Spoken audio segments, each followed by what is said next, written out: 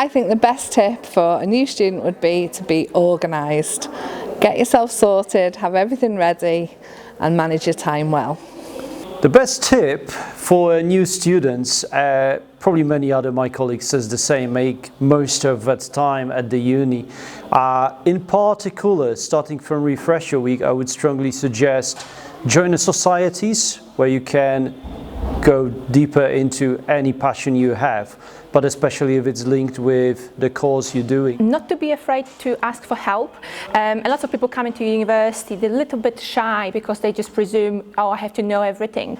It's nothing like that. There's so many services available to students at the university, starting from your personal tutor, going through services available at the library, like academic skills or IT services, and ending up at the student union. So don't be afraid and ask for help if you struggle.